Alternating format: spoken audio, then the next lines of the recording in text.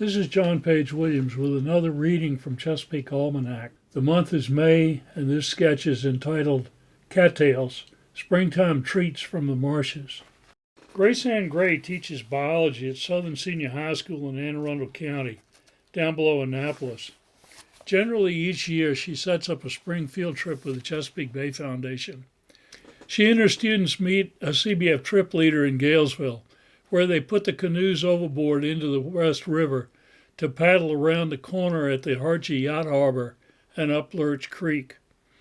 People on the creek may find it strange to see 24 high school students sloshing around a marsh on a Wednesday morning, pulling cattail heads over into plastic bags and shaking them. But the students are learning two profound lessons. The first is that Lurch Creek is getting fresher, which says something about the way estuaries work.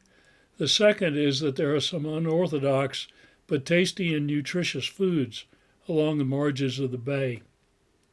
Ewell Gibbons ate a lot of cattails in his time, many of them from the Chesapeake. He called the plants Supermarket of the Swamps and gave them a chapter in his classic book, Stalking the Wild Asparagus.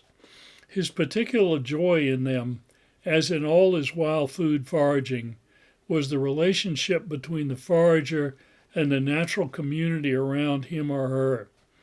The Southern High students come back from Lurch Creek with an understanding of Gibbons and his writings that goes far beyond his old grape nuts cereal commercials. There are two species of cattail common to the Bay Country, narrowleaf and broadleaf. The narrowleaf is more widespread, occurring in the tidal fresh portions of all the rivers and at the back edges of upper bay salt marshes. Each of its leaves is about an inch wide. This is basically a freshwater species, but it can tolerate low salt concentrations. Thus, it is a good indicator of freshwater input to brackish waterways like Lurch Creek. Broadleaf cattails are strictly freshwater plants, so they grow in rivulets, streams, branches, and roadside ditches. Their leaves are about 2 inches wide.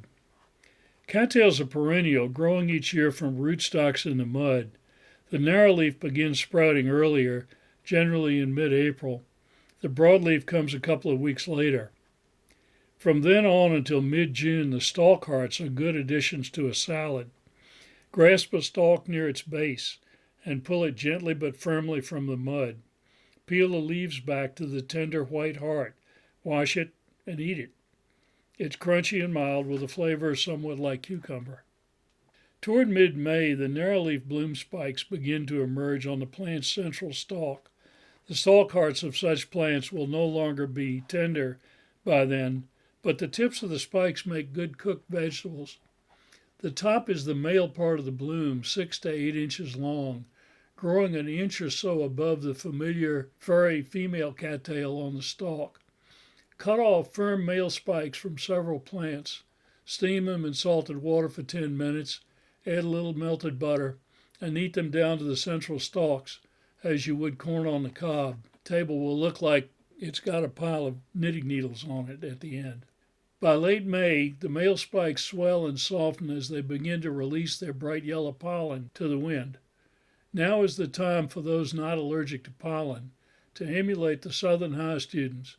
Put a small bag over the bloom spike, bend the stalk over, and shake hard.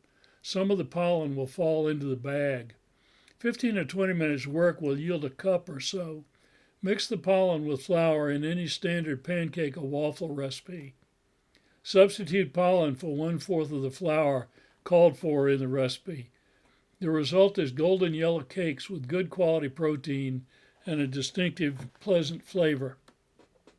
After the pollen flies, the male spike disintegrates. The female spike, now fertilized, swells and begins the long business of developing its fluffy seeds.